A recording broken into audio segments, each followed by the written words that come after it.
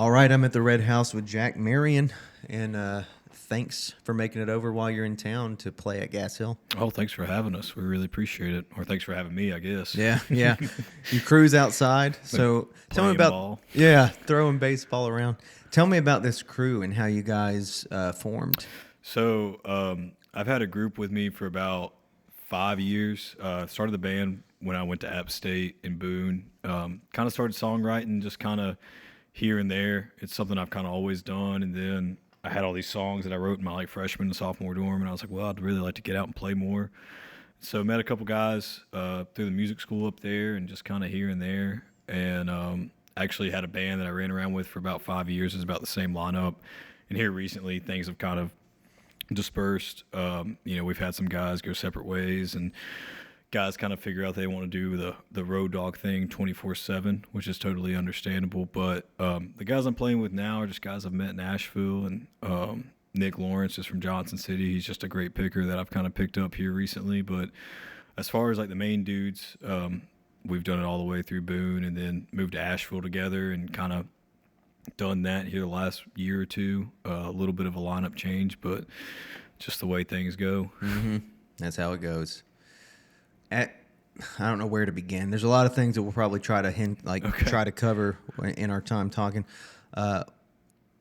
One thing that we were talking about kind of before we got on the podcast, just as we were kind of starting to get to know each other, was what it's like to be working in Asheville, I guess. Yeah, it's so I've done the Boone scene. I did Nashville for a little while, and then went down to Austin too. But Asheville is just this complete different beast of its own. It's a really cool music city, and it's nice when you're a touring band and you're trying to get out and play like bigger cities like Atlanta or Knoxville, or heck, even going up into Kentucky and stuff like that. It's so central. But there is like a pretty solid, nice music community there. I will say a lot of it feels a little gatekept, but it all just depends on who you know. Like all this stuff is kind of. Yeah.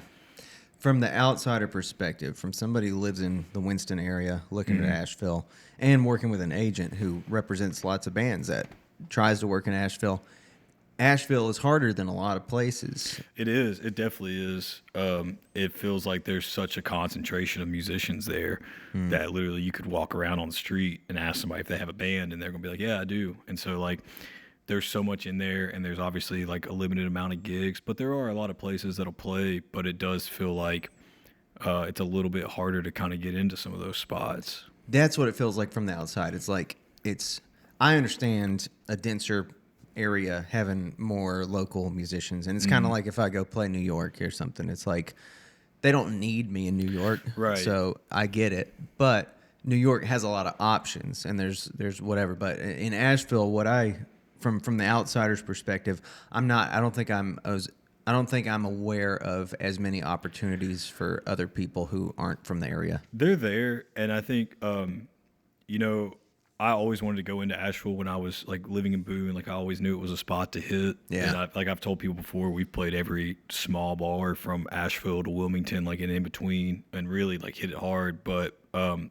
of breaking in there, really, what the first place that really like took hold of us was the Gray Eagle there, which was super nice. They were always like very willing to give us opening spots, and that's kind of how we kind of got our foot in the door. But a lot of it is brewery gigs. There are like the spots in town where you can sell tickets, but a lot of what you'll find is, jam bands or these like 3-hour long shows. And that's not really like kind of what the stuff I'm trying to do now. It's more trying to find those 90-minute slots or hour slots where I can play like my own stuff and not have to cover John Cougar Mellencamp or no disrespect to them, obviously, but just trying to find more spots that are more accommodating for like getting to play my own stuff is really massive right now. And there are those spots in Nashville. Like I said, the Gray Eagle has been one of the better ones.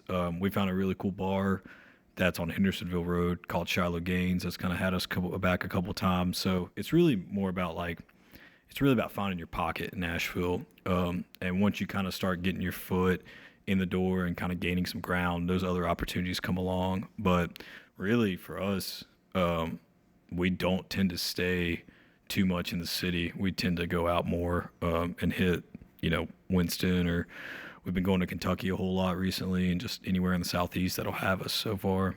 I imagine you're in a really good spot because Nashville's a little bit closer, Kentucky's a little bit closer than like here. Yeah. So we, it's nice that we can drive 3 hours to Atlanta and play a show for tickets, and then obviously drive like the same night back. And it's also nice that like we found this really cool spot in Kentucky that we've played quite a bit, and it's only 4 hours away. But there's just good routes all throughout Asheville, because you can hit 26 and get to 81 and go all the way through Virginia. You can hit 40 and play the entire state of North Carolina if you want to, or go out into Tennessee. So for that alone, where like it's central to all these different hot spots for especially our style of music, like it helps out definitely being in that like location. Well, so let's get to talking about your style of music, your music in general. So music, I'll just start our conversation the same way that I do for, I guess, most people, even though I really hate doing that. It's okay. It's just going to be how we start. So where did it all start for you? Like where was your origin? So I grew up in Ararat, North Carolina. It was a cold February day. It snowed. I remember coming out and not really. I was like, holy shit. I always had to go in a long soliloquy about it. Like by the time I was 3, I had to kill my favorite pig, Winkers. It was a cold February. No, I grew up in this small town called Ararat, North Carolina, really close to Mount Airy, and my whole family was musical. Growing up, we would always sing in church. My brother is a musician. My sister is a NYU grad and writing a playwright right now. Wow. My uncle was a musician who toured North America for a long time. He was in a backing band with Freddie Fender and did his own stuff in his own right. And so I just grew up in a very musical family, and from a very early age, it was like, okay, the church needs somebody to sing on this Sunday. Like we're all going to learn Down to the River to Pray. It was a very much like a Sound of Music type thing where we were all like just singing together. But, in kind of high school, I'd learned guitar from an early age, been really steeped in like bluegrass music and country music, and kind of got away from that for a little bit when I was in high school and was more towards like pop and rock and blues music. And then I remember when Jason Isbell's Something More Than Free came out, and it was one of the first records I'd kind of like turned back to and found my love for like country music again. And then I can remember too, my brother mentioning, he's like, you should check out this band, American Aquarium. I think you'd really like them. And starting on their Wolves record. And so I got into college, and like I was kind of thinking about this idea. Like I'd played some out in high school, but it'd never been anything original. It'd always been just like a gig here and there with a buddy and doing duo gigs and playing covers. And then got into college and like bought a notebook one day freshman year, was waiting on the bus and just started writing stuff down. And slowly but surely it kind of progressed a little bit more. And really the moment where I was like, okay, this is what I want to do is I saw American Aquarium in Greensboro at the Blind Tiger. And I remember I made this dude from my freshman English class go with me because I didn't have anybody else. I was like, I don't want to go by myself. If you'll come with me, it'd be a killer time. Like I promise. He'd never heard the music. I was like, dude, I promise they're a killer band, which is something awful to do to somebody if they don't really know anything about it. And I just remember going and being in that room, and there being like 40 to 60 people that knew every single word to every song that like BJ was playing. And for me, he kept saying, he's like, I'm just from, where is it? Reidsville. He's like, I'm just from Reidsville, North Carolina. And I thought, well, shit, like, I know where Reidsville is. That's not that far from where I live. And that's really not that much bigger of a town than like I grew up in. And just seeing that room full of people, like, sing his words back to him, that was a moment I was like, this is something that I really want to try and emulate and do myself. And I remember talking to him after the gig too, and just like a dumb 19-year-old kid, like going up and be like, PJ, how do you do this? And he was like, you just have to go out and do it. And ever since that moment, like I've just been out doing it. Just started booking whatever show I could get at whatever bar, wherever it was, like not even looking to see like if they had a sound system or like not even worrying about pay or anything, just going out and taking 2 cars and making long drives all across the state. Yeah, pretty wild dream for the most part, and I mean, it's evolved into this thing later on that a little bit of me feels like I've taken it this far, like I can't stop, and it also still having that like fire and desire that I had when I was really like young and kind of not really sure what it was going to be, but like still wanting to figure out how to get to that spot where it is the room full of people singing along. Like that's the ultimate goal for me and always has been. I love it, and I like that. I like that it's BJ and that it's American Aquarium, that kind of like a local source, I guess, to Yeah. the well. Well, like growing up, like never the only local bands I knew were bluegrass bands. And so like I never really knew a lot of musicians from my area that like made it anywhere further than like the local bar down the street or the Fiddlers Convention every once in a while. And so like seeing someone that was local and kind of had a similar upbringing as me do it to such like a scale that he was doing it. Like at that point he was playing like 200 shows a year, which is insane when you think about it. Like nowadays we're lucky if we play 50 shows a year, and if we do that, like we're exhausted by the end of it. We're like, man, how do we like just drained and everything. But yeah, I think taking that pride and like where you're from was a big thing for me starting out, and kind of finding like the joy and like representing my state and also the voices of like and the people that I came from and like being able to represent them both in song and like as an individual was like super important to me starting out. Yeah, that's another sentiment that I guess I guess people who like musicians probably share and probably notice or whatever. But for me, I've always like one of the first things I look up about a great artist is what state they're from, and like how they represent, because it says something about sort of the tradition that they're rooted to, artistically. Definitely. For me, like Mount Airy is very much known for like its old time music and bluegrass. And if you listen to the stuff that I write and the stuff that I put out, you wouldn't really see it or hear it. But taking that like drive aspect from bluegrass music and trying to put it to more of a rock country sound, and even nowadays, like I've kind of gone back to that writing style a little bit more and like gone back to the roots of it all, and finding a lot of joy in it and like a lot of comfort in it too. But also the same fact, like kind of in the same vein as like American Aquarium or Sunvolt, which is another one of my favorite bands. Not being afraid to like take chances and go like a slightly different direction, even if it's just a chord thrown in there that still has the base of like what you grew up in, but is something new and something like fresh. Yeah, absolutely, man. Another thing that stands out about what you just, kind of a lot of what you just said is this transition that took place when you bought a notebook and started writing stuff down in it. And that I've realized just from talking to Chris, from talking to other musicians, the bold decision to start writing words down is like a big deal. Yeah. I mean, I had written stuff when I was really young and never taken it serious. What kind of stuff? Just I mean songs, just like little ditties that like I came up when I was like 12 years old or 13, and like to me there was no idea of like you could be a songwriter. Like it was just you wrote a song and that was cute. Like you showed it to your aunt and she was like, "That's such a good one. Like I'm gonna put that on the fridge."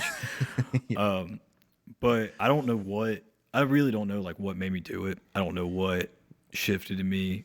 I just felt like I had these like I'd always like would come up with songs in my head and like had this internal voice that I need to let out. And it's been years of trying to be able to like call myself a songwriter, because for a long time I wouldn't do it. Even though I'd had like records out or had written a bunch of stuff, like I wouldn't associate myself with a songwriter. I would associate myself with like a band leader, not even necessarily like a musician. Like just it took a while for me to finally kind of take a step back and look and be like, okay, well, like this is a skill that you actually have. And probably, if I'm being completely honest, one of the only things I'm actually like good at in life. Like I can stand on my 2 feet and be like, I am a good songwriter, and I know it. Not just from me telling myself that, but from outside sources and validation that way. But yeah, that first step, like the songs were terrible. Oh yeah. They weren't good. Like it was not even knowing like how to write the form or like how to, put certain chords to get a certain mood behind it. It was literally just writing just to write. And over the years, like I've taken a much more disciplined like approach to it and found it really as like a craft and an art that I work on continuously and try to work on continuously, because it really is like it's my escape from everything. At the end of the day, when I feel lazy, I haven't done anything but lay around the house and eat like a whole bag of Cool Ranch Doritos, or like I when I feel like I haven't done anything all day long, I know that I can at least go to a guitar and pick it up and play some chords, and maybe an idea comes out, maybe it doesn't, but at least just having the intention of that being there is like just such a safe space for me. And two, like I know people talk about this all the time, but not forcing it has been such a thing that I've learned over the years too, like letting it come, trying to still capture the inspiration in a certain moment, but like letting it really does feel like the spiritual thing now where like I'll just be nodding along about my day and all of a sudden something will pop in my head and I'll be like, you know what, like that should be a song. And then just immediately go into this zone of just I have to do it. Like I know it drives my girlfriend crazy, but we'll be sitting around the house and she'll just know that like I'm in this moment. I can't break it. If I break that connection to whatever it is, like it'll just be gone or it won't be what it could be. And so she'll just let me be, and she just knows like even if she has stuff she needs me to do, like she won't, which is great. Like I really appreciate that she does that for me. And yeah, it's this otherworldly thing. It evolved into that. It wasn't at that initially, but once I got deeper in and started really like studying it and being more intentional about it, it became this much deeper connection and like spiritual connection almost. I love it. In that Rick Rubin book that we were talking about a little bit, I believe he tells a story in there of an artist whose name actually escapes me. And it wasn't somebody I was necessarily all that familiar with, but talked about a very similar practice about even if it was dinner time with the family, when that struck, he just had to go to his office and write, and there was no debate about it. You know? I mean, it's just like it's this feeling of it's this fragile thing, and it really is like a magic trick. Like you're turning nothing into something in that moment. Like it just comes out of nowhere, and there's no real way to like explain it. There could be inspiration from any source. Like a lot of times I try to be like an active listener and like hear what people say, and sometimes it'll be just a phrase, trying to read and like figure out some type of inspiration for that. Movies, TV shows. It could be anything. It could be singing just a bumblebee on a flower one day or something like that. But when that moment comes, just pushing everything else aside and being like, this is like, it's one of these moments of clarity that like people rarely have in the world for me. And it's like everything else, the world goes from feeling as big as it is to just being as small as that notebook and that pen and that cup of coffee for me. And I just know that I have to give it the attention it deserves. And that's a huge thing for me now. I love that. And so that I feel like answers that starts to answer one question I had, which is understanding the discipline that you're referring to about how to approach it, or the discipline you practice with it. Is that an example of the discipline with which you practice songwriting? And are there other examples, I guess, that come to mind? Yeah. So like starting out, it was very much just put down whatever came to mind. 15-minute writes. Like it would be 15 minutes writes, and that would be done. No edits, nothing like that. And all the songs that you can hear like early on from my early stuff, you can tell like even listening to them now, how young of a writer I was and like inexperienced in it. And a lot of it was just trying to copy like other writers I'd learned to love. And I don't think that's a bad thing necessarily. It's a common starting point. Like you have to have someone that you really cherish their writing style and like want to emulate a little bit. I think everybody does it. If they don't, they're like lying to you pretty much. But over the years, like I read that great book by Jeff Tweedy, like How to Write One Song, more recently, and that kind of helped me fall back in love with it. But just knowing what the routine is, and he talks about in that book, like not waiting for inspiration, but trying to find a moment where you can kind of get the ball rolling a little bit. So for me, it's always early morning or it's in the shower when a lot of stuff starts. And I know, like, I'll take time out and I'll be like, okay, I'm going to write. I don't know for how long. It might be 15 minutes. It might be 2 hours. But I'm going to write. And so I'll sit down with an open notebook. I'll make myself a cup of coffee. I don't know why coffee feels like one of the switches that flips, but it just is. Yeah. And I'll just sit there and come up with ideas, go over old lines, like whatever, and work on it. I think that's definitely become more of a discipline thing for me. And then also like the editing process of it, like making sure the words are right and exactly what you want to say, and not just picking the same old thing over and over again, but making sure like almost every word is intentional. Because those songs that you find where every word is intentional and they bring this whole message together, those are the best to me and like some of my favorites. And all my favorite writers do that to a T, like very well.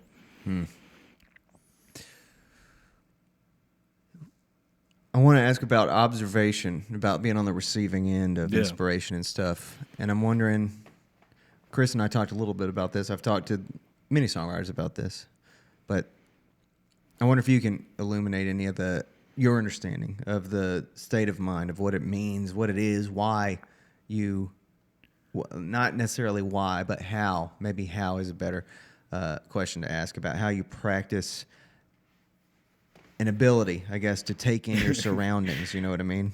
It's because a lot of people, by the way, just it seems as though a lot of the effort is to block out your surroundings. Yeah, I think just being able to listen. One of the biggest keys for me is always making sure like whatever I write about is based in some aspect of either my life or someone else's life. That's like a truer story, or even if it's a made up story and a made up line, there's some semblance to like real life. And so always for me, like when I'm out in a crowd, I'm listening to what people are saying, and listening to stories from other people too is a major thing too. Like I wrote a song recently about this guy that grew up in Surrey County. He was tight with his money. He was so tight with his money that he dropped a pencil in a tobacco field one time and walked like 2 miles of fields just to find it. Like he would tie his glasses on his eyes when they broke. And when he died, there was a hole in his coffee pot, is what they found at his house, so nobody could make like too much coffee. And that's like a story that I've heard for so long. And like I could not tell you the dude's name, but I heard that. And for me, I was like, well, that is so perfect. Like, how do I make it a song with like how do I just like take this old family story that I've heard for years and put it to lyrics and put it behind music, because it's so interesting, like, and still do it justice too, of like how incredibly odd that story is. But for me, it's just like observing everything, like especially people's interactions, books, not as much. Like I will say like not as much inspiration comes from books as far as like the observation part, but through reading, like it opens up that other avenue of creativity, because you have to, obviously you're imagining the scenes, get a lot of pretty language from books, depending on the books you're reading. And that if I ever find myself in a rut, I'm like, okay, I need to go and read. Like I need to read something, which is a lot of times takes me 2 months to get through a whole book. But, it's something that opens that other lane of creativity and allows different language too to come in. Okay, so let me ask you this, if I can figure out how to phrase it correctly. With something like that guy from Surrey County, maybe this is where the why question comes in. What is it about a unique life, a unique character, and somebody with odd traits? What is it about that draws you in so much compared to like just dreaming that guy up? I don't know. You know what I mean? Yeah, no, I get what you're saying. Well, I think part of it is that it's such a, it's a story about someone from my like home area that like is, if it could have been made into a movie, it probably would have been, or like a TV show. But like, it's a story that just only gets told within my family confines. And it's such a funny story that I was like, there's got to be some other life to it, or try to give it another life. And I just find people like that interesting. Like I just find, I grew up in a very rural like tobacco farming place, but there's so many interesting people that live in that spot, and people don't see that all the time. They just see us as simple folks that, you know, go and work Monday through Friday and then come home and go to church on Sunday, and that's it. But there's so many other aspects to people's lives that you just never know about unless you hear these stories that are like passed down. And for me, like, trying to give attention to those stories is like really important, especially on like this new record that we've got and we've been working on. I have a song called Doc Southern Lane, which is written about the connection to the past that I still have with these people that have come before me. And I've always been really interested in like knowing these people but not knowing them, if that makes sense. Like these people, like for example, my great I guess it would be my great grandfather, Doc Southern, was a man that I've never met in my life, but I could sit here and tell you exactly what he was like because I've just heard so many stories about him. And so trying to give those people like a life and making sure that their memory doesn't die is like something that I cherish a lot too. But I just like unique stories. I just like interesting people. I think that's the biggest kick of it all. And they tend to make the best songs. Man, so I heavily relate to everything you just kind of laid out, especially the idea of through art and through something like literature or music or whatever, being connected to the past, being connected to heritage, you know? And that is like fundamental to this whole thing for me. If I don't have that feeling in what I'm doing, I actually tried in a project to sort of divorce myself from that feeling, but that seems to have always been and seems to still remain one of the most important things to me as a musician. Yeah, and I think it's like you kind of have this reckoning when you get away from your hometown of kind of like what your hometown was, both the good and the bad side of it. But also just for me, like, it's always just been about trying to, like I said, give a voice to the people that haven't had a chance to tell their story.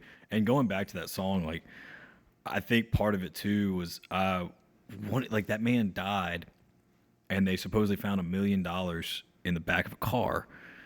And for me, I was like, this man lived his entire life pinching pennies and like finding any way around that he wouldn't have to pay money. Like, what? And when he died, he just left it in the back of a car. So like, what was the point of it all? Like, why? Like, what headspace was he in to be like, I have to save every bit of this for nothing, essentially? And so I think just that like that unique voice and trying to figure out like what were people thinking and how can I make this lyrical and like tell this dude's story without name dropping him. Like a lot of times I tend not to use like real names and stuff. Like I'll switch names up. But I just find stuff like that crazy. And I'll give you another good example of it is like, I've known my aunt my entire life, my Aunt Eva, wonderful lady, hairdresser back home in Mount Airy. Shout out Green Front Salon.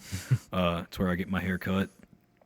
And I was just sitting talking to my uncle one day, and he told me, he was like, you know how your aunt first went to beauty school? And I was like, no, how? It's like, and these were his words. He's like, she showed up in a farm truck covered in shit. And I was like, man, the dichotomy of that, like going to beauty school and then showing up in this ugly old farm truck that's just been covered in mud and everything. And so I wrote a song off that, and I wrote about like their relationship too. And like, some of it, it's not completely autobiographical. I kind of filled in the blanks a little bit, but that one phrase that he used with that just like set it off. And it's just cool too. Like, she's a very important person in my life. He's a very important person in my life. And being able to tell a little bit of their story to like the world is just beautiful to me. Absolutely. And I enjoy it so much. Yeah, it's like, well, you tell me. I mean, I know what I hear when I hear that. I wonder, of these phrases that I might just throw out, whether you're a mirror, a time capsuler, a historian, detective or a reporter, like, of those things, I wonder what you think you relate to the most. It's kind of more like a looking glass type thing. Okay. Like, kind of giving people just a view of like this small rural area that like I grew up in. Because I mean, I did experience a lot of stuff as a kid that, like, looking back on, I can kind of be like, well, that was a very unique experience to me. Like, I've got that song "Family Funeral" that I wrote years ago, and it was literally just about the experience of going home to a family funeral and being able to look back on it and like encapsulate it for what it was. And it was, that song is very much like to the T of what a Southern family funeral feels like, and it's very much like just being able to give like this view of this area, which is a beautiful area and like has a lot of good things about it and a lot of good people and a lot of like interesting people too. I think that's just like the main thing for me. So people, it sounds like, is a huge part of it. Is landscape a big part of it as well? Here, you know, it can be. I think here recently I've been kind of more focusing on like the Blue Ridge as a whole and like Appalachia too. Because I am a very proud like Appalachian raised son, and grew up right at the foot of the Blue Ridge and like would go there all the time as a kid. And so here recently it's kind of reflected that more. I would say on the first stuff, like the imagery as a whole, I could tell you like the places I was thinking at, and it may not directly like reference them, but sometimes I'll name drop them. Sometimes it's just painting that picture of like what I see. And actually, our last record we put out, When the Well Runs Dry, the smokestacks on the front of it are the Reynolds smokestacks from Winston. My grandpa worked for years for RJR, just putting full into cigarette packs. And so like I've never done that, or like I do have a connection to like Winston. It was where we would go like, you know, on a family trip, and I knew I'd get to go to GameStop and Sbarro Pizza and Haynes Mall. But like other than that, like I don't know. I think some of that imagery like leaks in just because it's what I know. Really, like nothing else. Like I don't write about big cities that I've lived in or anything like that. It's always back here, and this like beautiful landscape. Man, you're capturing something that I don't know how to put into words exactly, but there's something about the artist that takes their origin, their upbringing, their like where they're really from, and makes that into what they create in all sorts of different ways. Yeah, and like originally I wasn't meaning to do that. Like when I first started out, like I'll say it like just for the record straight, like that first EP that we put out, I was very much like into Turnpike, and I was like, I'm gonna make a band that sounds like Turnpike Troubadours.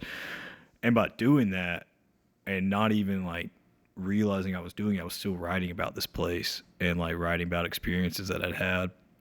And then the second record came along, and I was very deep into like making a concept record about a small town and like where all these events happen like at the exact same time, but they're not. They're kind of connected, but the only connection is that they're in the same town. And so like it's always like in the back of my head, and here recently I've been able to at least notice it and like kind of give it a little bit more life, because the stuff I'm writing now is solely based in like where I'm from, and I'm like very very like proud of that too. But like being able to just kind of give a little like spotlight on it has always been super nice. And like, you know, I like the songs. That's the main thing for me, is like if it's something I like, then I would hope that other people would like it too. Yeah. So, and I think other people too, like no matter where they're from, can associate with it. If it's, you know, Mount Airy is just a small town on the map, but there's a lot of small towns on the map everywhere. And, you know, being a little vague with stuff kind of helps, but, yeah. Yeah. I love it, man. So you told me a little bit about your writing practice, how you write every day, every morning, if possible, and with coffee. Tell me, I'd like to know just a little bit more about what that looks like in terms of if you write on paper, on a screen, if you write with a pen, pencil. If I'm out and about and I don't have a pen and paper, because it will just happen like random moments, always on my phone, always in the notes app, probably like over 600 notes at one point. But most of the time, if I have my like preferred way, it is on the couch at home with a coffee table in front of me. Either I like the composition notebooks. I don't know why. I've always liked those. And then the G2 Pilot pen is like the ultimate pen for me. It's my favorite pen in the world. I don't know why. I just feel like I'm writing so much nicer with that. I have horrible handwriting, which is really, that's only like my cross to bear because I'm the one reading it most of the time. But yeah, just I have to have. If I don't have a G2 pen, it doesn't like bother me. Obviously, I'll use like a ballpoint. But if it's like my perfect scenario, it's just the typical black and white composition notebook, and then a G2 pen, a cup of coffee, and that's it. I like those composition notebooks. I find that for some reason they bring. I love understanding different people's like journaling or notebooking practices and stuff.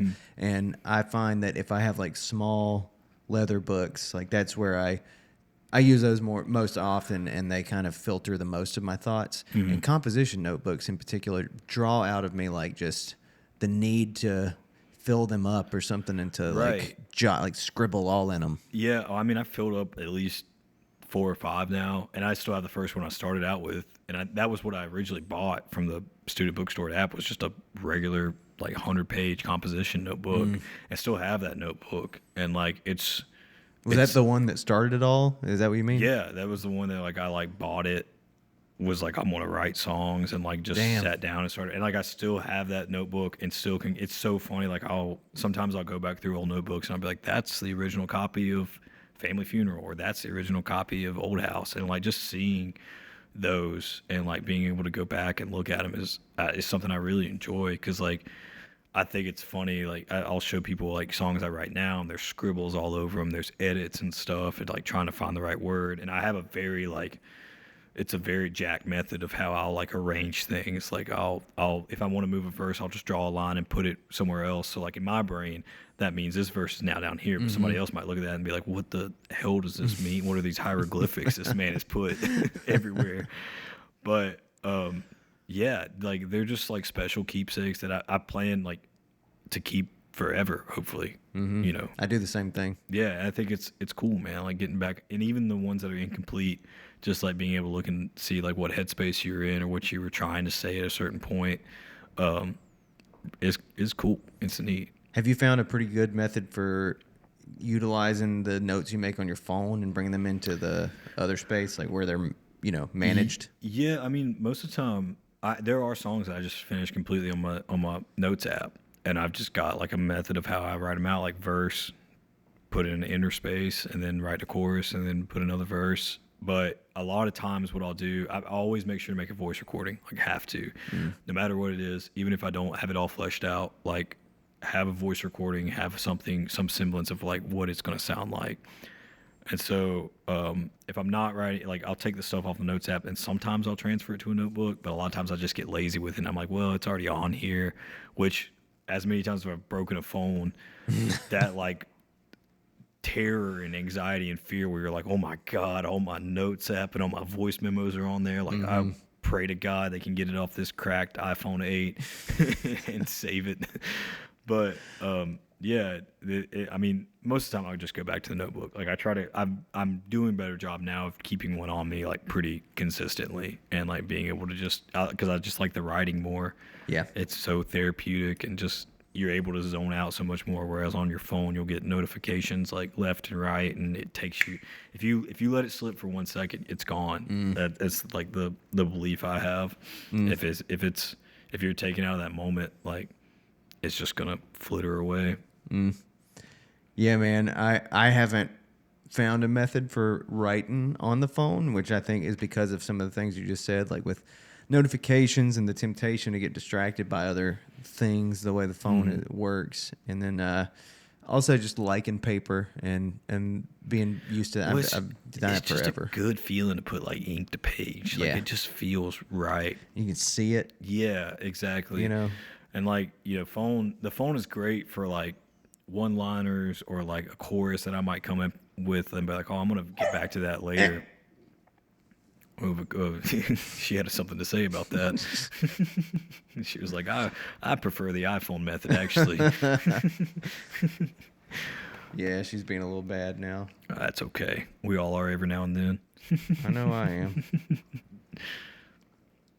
Yeah, and not to mention accidentally deleting stuff That Oh, scares me. worst feeling in the world. Yeah. Good thing there's like an undo button, because there was one point in time where I accidentally deleted like some songs I really wanted to work on, and I freaked out for a solid minute until I found out that you could like, there's a recently deleted folder and you can like bring stuff back. But that's also the positive about like the paper stuff, is that the only way for it to be deleted is either thrown away, it burned, because even if it gets wet, you can still kind of dry it out and know what Yeah. you're saying. But yeah, and I even find too, like, really the songs that when I know it's a song that I need to pursue more is when it's a song that I've tried to write and I find myself singing it away from the pages, like just walking around, which sounds very like narcissistic and like, he's just going around humming his own tunes. But it is like, if one like sticks with me long enough, I will find myself like singing it or singing the chorus and be like, okay, like this is one that needs to be like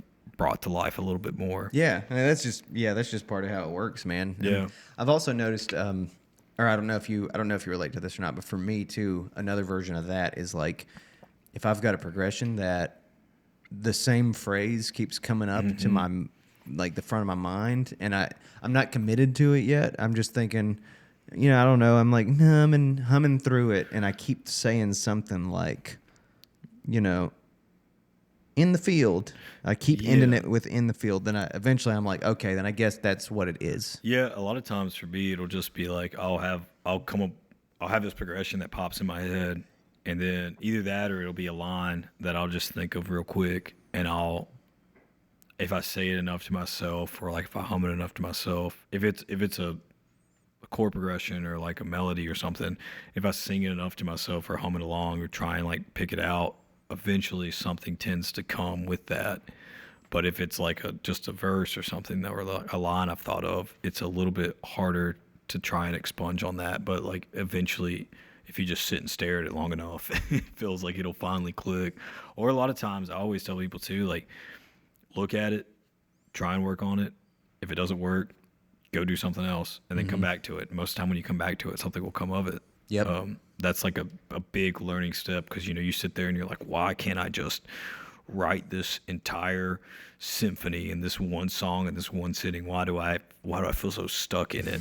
And you're just like, oh my God, like, I'm a songwriter, I should be able to do this in one fatal like swoop. Like, it should just be done and ready.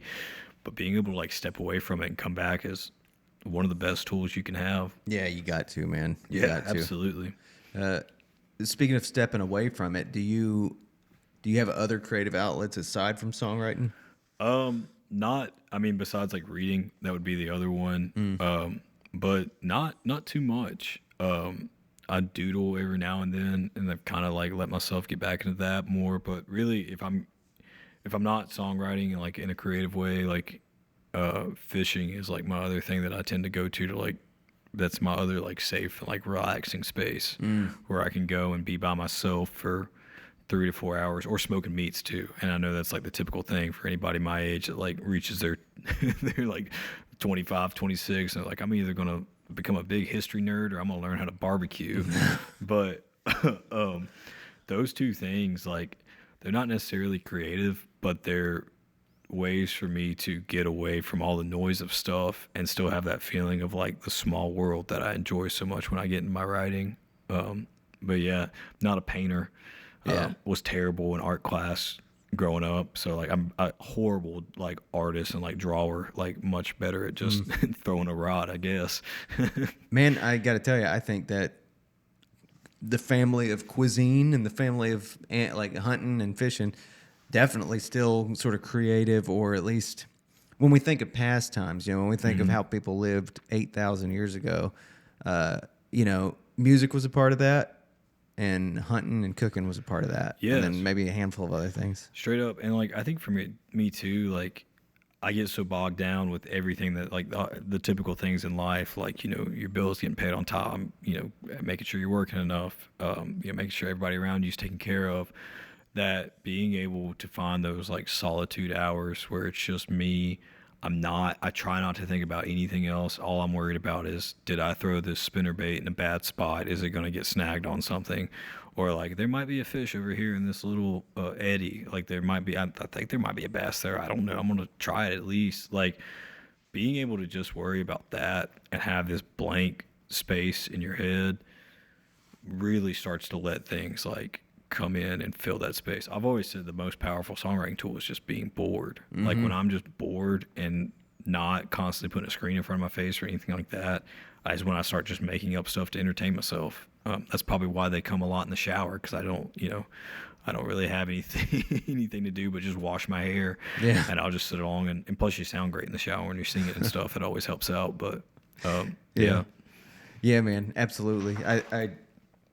I've mentioned before, I think I reflect on the fact that when I was working more laborious jobs, that I would come home and sort of seek out an escape from, I think, the monotony of that job. And like I was building houses for a while, and I was just writing songs like crazy. When Friday came around, I'd be off on Fridays or whatever. I would just, it was a very musical time. And when I have jobs that are more sitting still and like doing stuff on the computer or whatever, I find that my mind goes into this. There's not a clear distinction between working and not working. Right. Whereas with those harder jobs, when you're working, that's for sure. Yeah. You know when you're doing something that is like requiring your whole body. Whereas when I'm like editing videos, for example, it's just like my body doesn't know the difference. Yeah, and I think too, like, I worked in a factory for a little while at Moog Music. It was kind of like one of my first jobs out of college, and there I would find that I would not, I would, like, a lot of times, like, I would just be at this one station by myself, and there was so much noise and stuff happening all around me that I couldn't think clearly, and so it kind of inhibited that, like, ability to try and think of stuff. And so just being able to come back and be like, things be quiet, and in that like quiet space, being able to put something else out there, like it just gives you the chance to be musical and be creative too. I think that's a massive thing. Absolutely. Yeah. And even like, nowadays when I come home from a job, I find that it'll drain just the creativity just from being tired. And like you come home, you've worked all day, you don't want to do anything else but just sit on the couch and watch some baseball, and that's literally like a lot of days that's what I'll do. But still trying to find that time where I can have those like peaceful moments to myself is like a major key and like a major thing to really focus on for myself. And do you I didn't ask this before, do you play any other instruments? Not well. You mess with them a little bit? Yeah, I had a great guitar teacher growing up named Jim Vipperman, who's a local like legend in like fiddle and banjo, and guitar too. Like he's just like one of those bluegrass musicians that plays everything. And so I would go and take lessons from him. And I never took lessons serious. I never took practice serious. I did win second place at the Mount Airy Fiddlers Convention for youth guitar growing up. So, nice. Yeah, I mean, not to flex or anything, but pretty major flex. But it was always nice. I would come in and like if I had guitar lessons, I would be like, Vip, is it okay if I pick up a banjo today and do a banjo lesson? And he'd be like, yeah, sure, why not? So picked up a little bit of banjo stuff, learned fiddle for a little while. But I would say like the main instrument that I focus on is guitar. And I've had to pick bass up too for like gigs and stuff, but that, is not much different than playing the guitar in itself. But yeah, I really didn't practice at all when I was a kid. I didn't feel the need to. I felt like once I learned chords, I was like, this is it. Like you're playing guitar now. And so here recently, like trying to come at least learn some more technical stuff, especially like finger picking things and like just being a better, I know I'm not going to be a great lead blader. Like I just don't feel like I have that knack and maybe that ear for it. I probably could if I really worked hard at it, but just being able to be sure like I'm a very good like rhythm player and that I'm like focusing on that has been like a major thing for me recently. Well, I feel like that is an understandable thing, and what I see a lot of the time, like dudes who are drawn to lead, often that's more important to them than like say lyric writing. Yeah. Well, also too, like I don't find a need for it because I have all these great players around me. Like what more can I bring to it? These guys have their own style and their own voice that they're putting through their instrument. Like I put my voice and my style through my lyrics or kind of through my playing too. Like it's a little unique, but You know, there's just not. I just don't find it doesn't. I want to be a lead player. Trust me. Like I want to rip guitar. Like it would be so sick. Like get done with the middle of a verse and then just go ham on something. But I also know like that's just not. It's just not me. Like it's just not what I want to do. Really, it would be cool, but I think I'd just rather be a considered a good rhythm player. Somebody can actually keep time, do chord changes well, and like not mess up. Most of the time, I'm just trying to stay out of everybody else's way with my playing.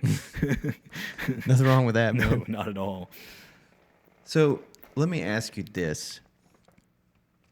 I'm a little older than you, and I don't know if this is like, and we're not drastically different generations, I don't think, but I'm wondering, I don't know if there's a generational difference, but I feel like a lot of the artists that I'm prefacing the question a little wrong, and maybe with too much detail, but I think that the question of goals and the relationship people have with goals is something I'm a little curious about. And I do think that generationally, the relationship with like big goals is a little different than like people my age group. I think my age group, everybody was like, oh, we're all trying to play the Opry and shit like that. And, Yeah. And anyway, I don't know what your goals are, but how do you know what your goals are? Do you have specific goals in mind? Yeah.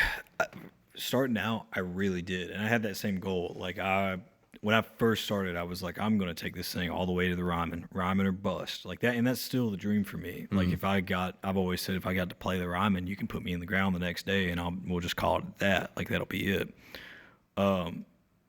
Originally the goal has kind of stayed the same throughout though. And sometimes I've put other goals in front of it, but the goal has always been get to a point where someone is singing your lyrics back to you. And that like was just, that's all I ever wanted, like starting out. And it's really the only reason I started things, which might be a pretty like selfish like goal, but I don't think it is. But that has always been the main one. And then obviously when I was like younger and like trying to do exactly what American Aquarium was, the goal was like play as many shows as you can. Like just do it. Go out and play no matter where it is, no matter what it costs. Like just go do it. That's kind of adjusted a little bit here recently where it's more like, okay, I've done this for 5 years now. I've done it hard and I've played a lot of shows.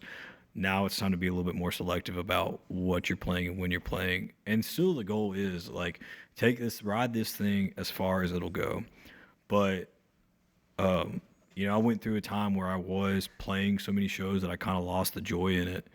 And here recently I've been able to take a step back and at least look at everything I've done as a whole. Because it really was just started as some kid who's 19 years old who did not know anything that he was doing. He had I had some references from what my brother did and, some guidance. I did get a degree in music industry studies. And so like I did know the business side of it, but being able to like step back and look at everything and be like, you have done a lot more than you ever thought you would. And even still, like if I could go back and tell myself like, hey, you got to play a festival in Kentucky, or you got to go up and drive into Kentucky. If I would have told my younger self that when I was 19 or 20, he'd be like, yeah, that sounds about right. Like, honestly, like, yeah, you should have done that 2 or 3 years earlier. Like, why didn't you think of that? But now just being able to look at it and be like, that is something that is really cool. And, I got to play Merle Fest a year or two ago, which was like an ultimate goal for a long time. And just being able to kind of adjust your goals to where now it is literally just, I'm focused on writing good songs. I'm focused on playing good shows. I want to make good records. And that's really about it. Like I'm very proud of all the things that I've done, and I'm realizing that like not a lot of people have got to do it as much as I have. And also like I'm just very blessed to be like in the position that I am. Like still a very young career. Would love to make an actual like full-time career out of it. That's like I guess one of the biggest goals now is like get to the point where this is self-sustaining, but also not getting sucked into that trap of like this has to be a money maker, because I think when you do that, that's when the joy of it really gets sucked out in a lot of ways. But yeah, I mean, the goal now is just to be known as like a good songwriter, and that's it.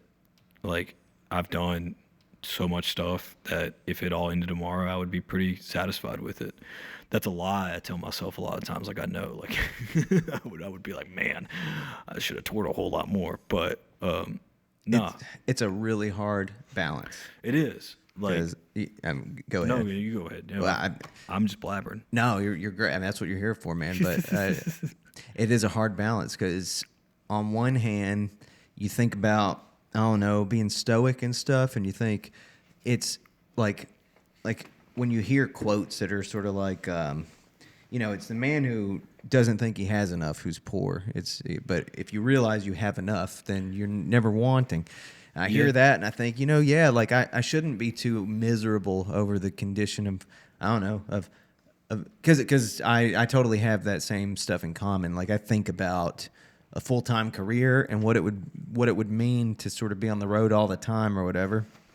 And there's a part of me that sees that and thinks that would be great to have, but then there's so that's the ambitious side of me that thinks, yes, the world is yours. Like you should take it all and be the best and all this stuff. But then there's that other side that's like, maybe you should enjoy the simple life. Maybe you should enjoy the things that you have and appreciate the opportunities that you have had. And Yeah, and I think there's nothing wrong with like wanting more. Like obviously, like I want to get to a point where people are buying more tickets and coming out to like and like having bigger and bigger shows. But also just being able to reflect on like where things started. Because when it first started out, it really was like I remember playing shows to nobody. I can remember all the bad gigs I played, where they've been 4-hour sets or 3-hour sets for like $400, $500. Like I keep it like I have a pretty solid memory of all of those. But also just having like the little victories in between of like, when I first started out, I thought a show at Boone Saloon was like the biggest thing in the world. Like when we got our first show at Boone Saloon, I was like over the moon and like texting the boys and being like, we're on at Boone Saloon in a month. Like, can you guys believe it? And now that's just like a regular spot to me. But there's other things I'm like reaching for. And now it's much more about just focusing on what my musical identity is and staying true to that. And like I said, just focusing on making good music. That's the only thing that matters to me now is just making sure that the music is good and what I want it to be. Yeah, I think that's mature. Well, yeah, and like when you first start out, you're thinking like, oh, 2 or 3 years, like I'll be on festivals headlining. Yeah, and that's just not the way it shakes out for a lot of people. For the majority, like it is a grind. It is like something you put yourself through. There is so much disappointment that comes with it. It is the business of learning how to accept being told no. And there is like for a while I would compare myself to other people that were my age or that were doing the same thing and be like, man, like why am I not doing that same stuff? Or like, why do I not get that same opportunity? And now like, it's like everybody's doing the exact same thing. You can only get what you get. Yeah. And what you get, you should be thankful for. Like coming to it now, I have such more of an appreciation for everything that I do realize. I say to myself all the time, like, you get to do something that a lot of people want to do, but never have the opportunity to. And you have the opportunity to. And you've taken the steps, you've done the work. And people don't want to think people don't see all the work that goes behind it, but it has been a ton of work that was only motivated by myself. There was no other motivation behind it other than I just wanted to do this thing.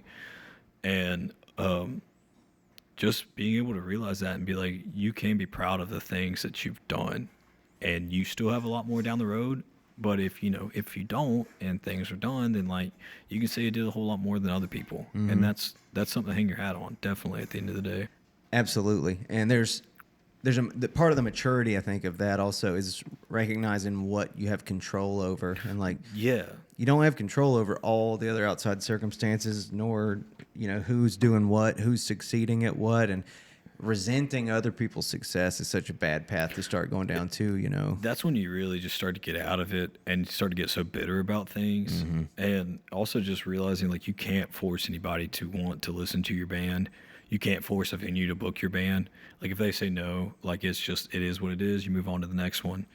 And just, for a moment when you're first starting out, you think that everybody in the world's going to listen to your stuff. It's just not the case. Like, being able to accept that there's some people out there that are not going to like your music, and that is totally okay. But Yep. there are going to be some people out there that do like your music, no matter what it is. If you're playing, country Americana, if you're playing death metalcore music, if you're playing, polka music, like there's an audience out there for it. You just have to be able to put yourself out there to find that audience, however big or small it is. Another thing about that, what you were hinting on throughout some of that too, is the money making aspect. Is like, of course, it's fun, the idea of this being a prosperous thing, but something that's worth remembering is like the biggest stars, the biggest names in music across the board, not even just our family of music, not just songwriters and shit, but people in pop, people in all aspects of music end up having to do like deals or entrepreneurial ventures. Yeah. And I shouldn't say having to, because it's not a bad thing. Like, But in a lot of ways, like it's the only way to sustain it sometimes. yeah, sometimes it's a much better way to sustain it. I mean, you think about somebody like Justin Timberlake, who started this like all green, golf course or some shit like that. Is he? He's probably pushing. He's got to be pushing 45 or so. I don't know how old the Right. dude is, but it is wise on his part probably to invest his fortune into a business that can make him more money, rather than thinking that he should just play Vegas until he's 70 years old. Yeah. I mean, I think the money making aspect of it within the last 2 years became like such a big thing, because I was like, I'm going to do this full time. Like, I'm just going to sustain myself on this. And that's a tough thing to do. And really the only way to do it is if you're going out and playing these 3-hour shows where you're making $100 a man or $200 a man, whatever it may be. And you have to do that pretty consistently. And if you do that enough, it burns you out. Yeah. And so, trying to reflect and think about when I first started doing it, like the money did not matter to me at all. And now the money does not really matter to me that much. Like, I know in myself, like if I need money or need to go get money, I can go and work a job and do it enough to like live off of. But, I think as things progress, it would be nice to get to a point where like this is feeding back more into it, than I'm like actually putting in. But that I understand that like what kind of comes with that. And that it can be something that sustains you forever, and it can be your entire career, but there is going to have to be something outside of it that you also have to do too, because it probably won't be all the time, depending on the level you get to. Some guys can do it all the time and it be it, but even some of those guys that are out on the road, like they're still working jobs when they come back home, or Yep. they're putting their time into other things too. Yeah, I mean, some of those guys, some of the biggest songwriters that we've ever had, were still had a significant dip right in the middle of their life, to where they went from being the young guy in Nashville to then being like kind of a nobody as far as audiences might have been concerned at the time, to then having a different, reaching a new stride in the later part. And I feel like part of what you're hinting at, or part of the point of what you're saying, is also, when you're building a brand around your name as a songwriter, I think it's a long game. Yeah, it's not. Yeah, it's years and years of like putting in the same repetition of just getting in front of the same people over and over again and hoping that grows into something. Exactly. And like making sure you keep that consistent brand too. So even if you got to do shit right now on the side, it's like you're still investing in your brand. It's just like it's a long building process for that brand. And I think the biggest thing for me when I first started out was I wanted to see those results so quickly. Like I wanted that instant gratification of knowing that people were listening. And I did know like you could see your Spotify numbers and stuff, but like here recently, there's been so many more like affirming moments that I've had where I've been like, okay, like I'm not crazy. Like I'm not insane to think that this is something that people connect to. Like there's hard evidence to show that, and I've seen it firsthand. So I think coming to that realization that like this is not just something you can do in a year and it be sustainable. Like you have to keep constantly building and constantly learning. Like I've learned so much stuff within these last 5 years that I run everything completely different than when I first started out. And like I'm still learning new stuff. Learned new stuff on this last record process. Like learned so much stuff about it. And and just being open to doing that is like a massive thing, and it will be a long game. I Yeah. think I've heard people say it's like a 10-year, 5-year game. Um, and I think just being able to accept whatever comes from it, like it could get to a point where it totally sustains itself. I'm willing to put in the work for that. I've always been willing to do that work, but you know, if it doesn't get to that point and it's still just something where I'm playing the Southeast pretty consistently, like I'm okay with that. Like I'm not, Southeast is great. yeah, and like Southeast is great. Like I would love to get out on the road, like more towards the West and stuff like that. But those things will come with time, and really, like the main focus of all of it just has to be that you're making good music. Like that's it. Like that's the main point. If you're doing that, then you're doing something. Mm-hmm. Well, so what can people look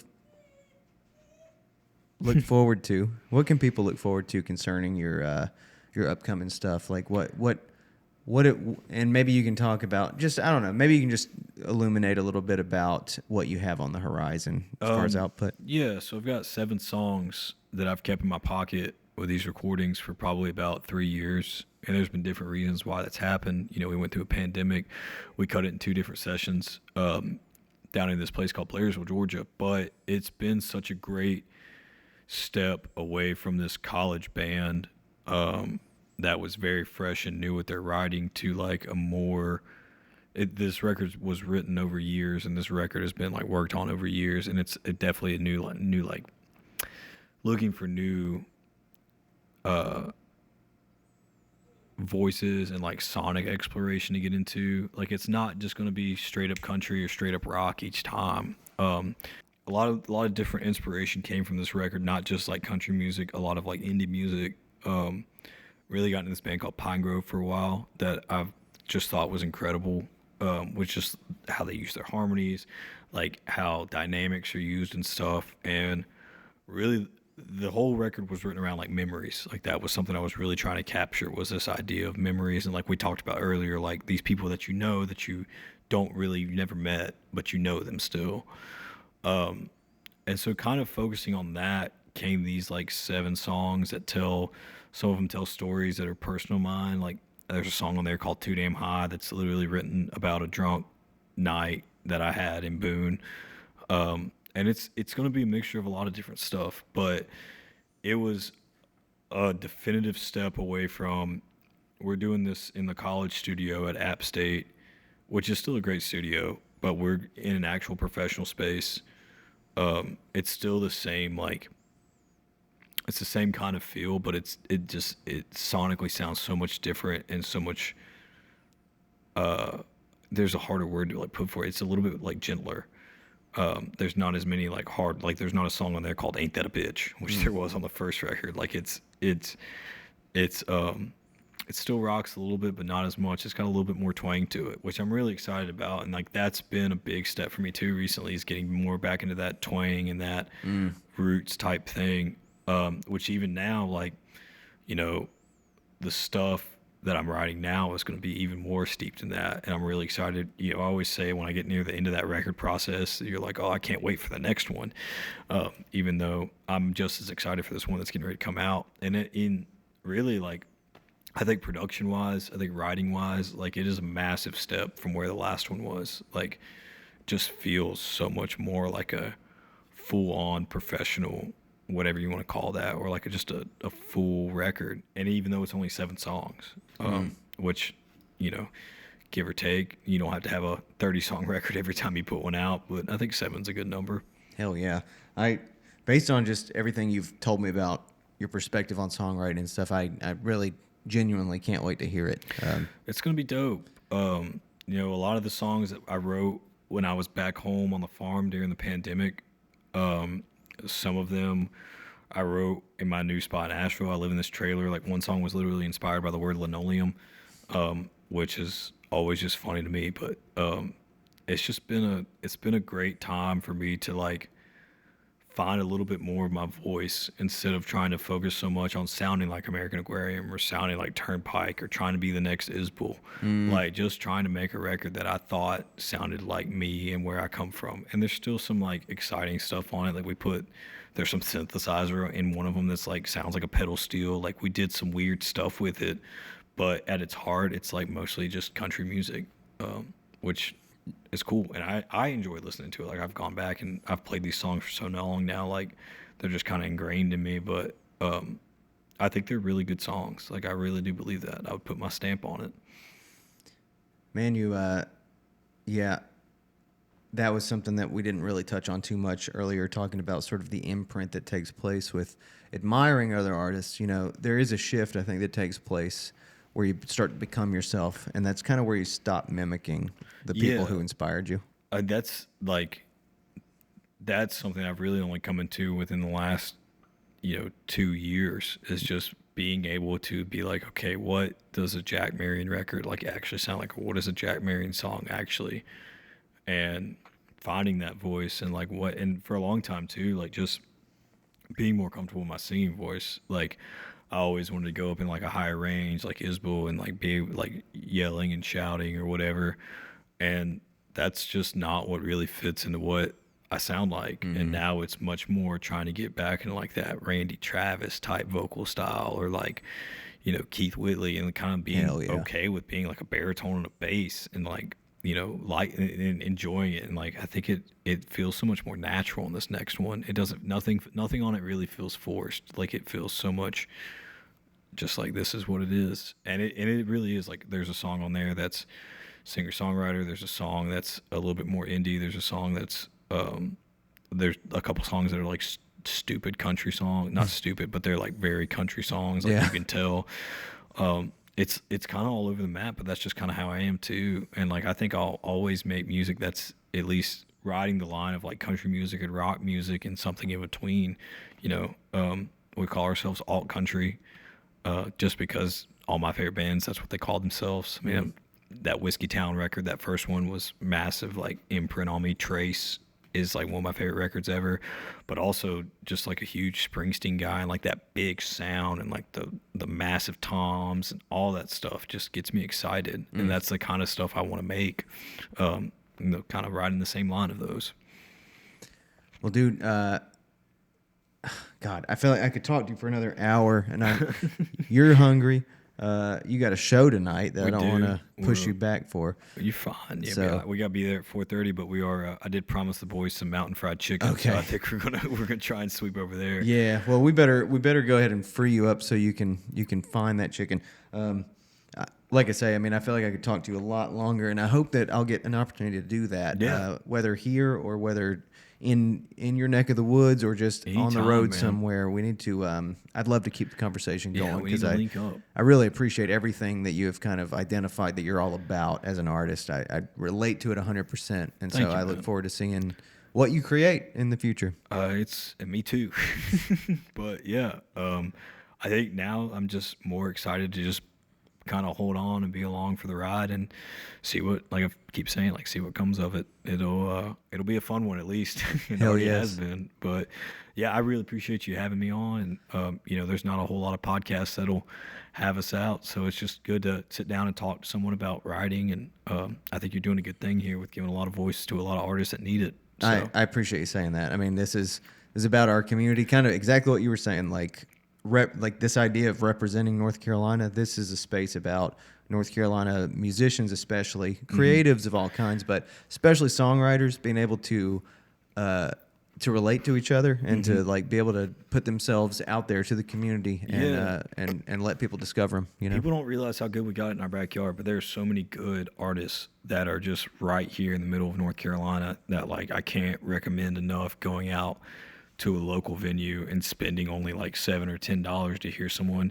that you might not know, but by the end of the night you'll probably walk out and be a pretty big fan of. Like it's imperative that we like drive people to try and do that, because there are so many good artists in this state that are doing so many incredible projects. Like it would be a shame to just let them not be heard. So I really appreciate what you're doing here. It's pretty incredible. Well, thank you sincerely. I appreciate that. Well, cool. I think it's time for some chicken. I agree. I agree.